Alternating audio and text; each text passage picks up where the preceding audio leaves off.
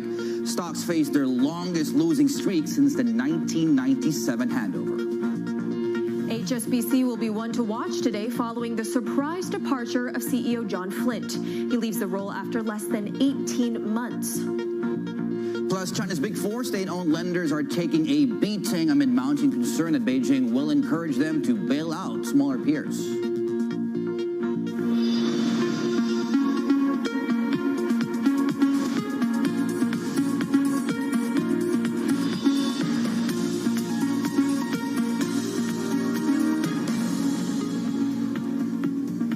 We're expecting markets to still be reverberating from that abrupt tariff announcement from Trump before the weekend. We're still waiting on that response from China, but looking at some of the headlines from the Chinese state media, they've said that this is really breaking that truce, breaking that trust, and that China will take necessary countermeasures, but we still don't know what they are yet. David.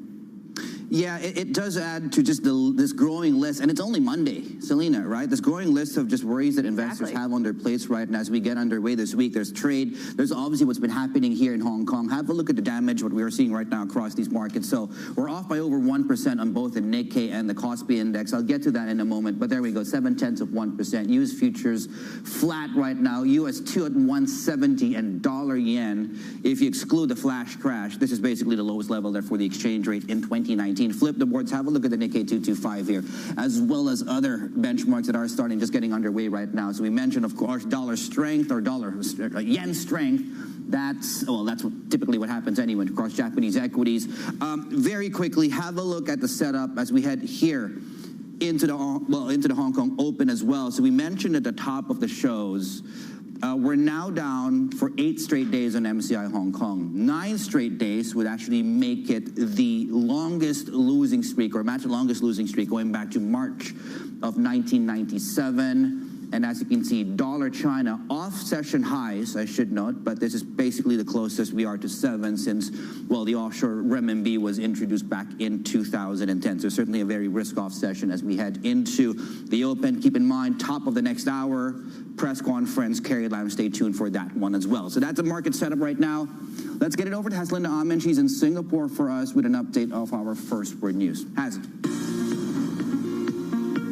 David, HSBC CEO John Flint is stepping down after less than 18 months in the job. The bank says it's appointing Noel Quinn as interim CEO and hasn't given a reason for Flint's departure. The announcement comes as the bank reported second quarter pre-tax profit of $6.2 billion and says it's planning to buy back of up to $1 billion of shares. Noel Quinn was HSBC's regional head of commercial banking for Asia Pacific for 4 years before becoming a group managing director in 2016. Gun control may be back on the U.S. election agenda after 2 shootings left 30 people dead and many more wounded. A gunman was killed by police after he shot 9 people in Dayton, Ohio. There's no motive for the attack, and the victims include the killer's own sister. The shooting comes less than 24 hours after 20 people were killed at a Walmart store in El Paso. Police arrested a 21-year-old Texas man on suspicion of carrying out the attack. The Justice Department describes the shootings as domestic terrorism. A new Bloomberg survey says the British pound will fall to its weakest since 1985 if the UK crashes out of the European Union without a deal. A poll of 13 banks says there's now a 30% chance of a no-deal Brexit, more than 3 times higher than the level seen in a similar survey in February. The average response in the poll says no deal would drive sterling down about 10% to $1.10.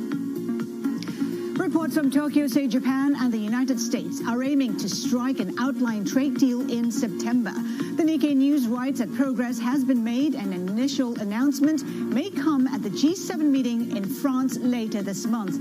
President Trump wants better access for U.S. farmers to Japan's lucrative agricultural market, while Shinzo Abe hopes to reduce tariffs on Japanese automakers. Global News 24 hours a day on air and at TikTok and Twitter, powered by more than 2,700 journalists and analysts in more than 120 countries. I'm Haslinda Amin. This is Bloomberg. Naz, thank you so much. Now, let's get to our top story. Hong Kong facing a general strike today with flights already canceled and also disruption to many parts of the public transport system here in the city. Now, over the weekend, in case you missed it, protesters clashed with police, with Chinese state media warning that Beijing will not let the unrest continue. Now, Chief Executive Carrie Lam will face the media in about, give or take, about an hour from now. We'll bring you that live. Let's get the latest on what's happening right now, both sides here. Sophie Kamarudin is at the Hong Kong International Airport, and also joining us out of Beijing is our bureau chief there, Sharon Chen. Sophie, let me start with you. Lots of flight cancellations this morning. Take us up to speed. What's happening right now?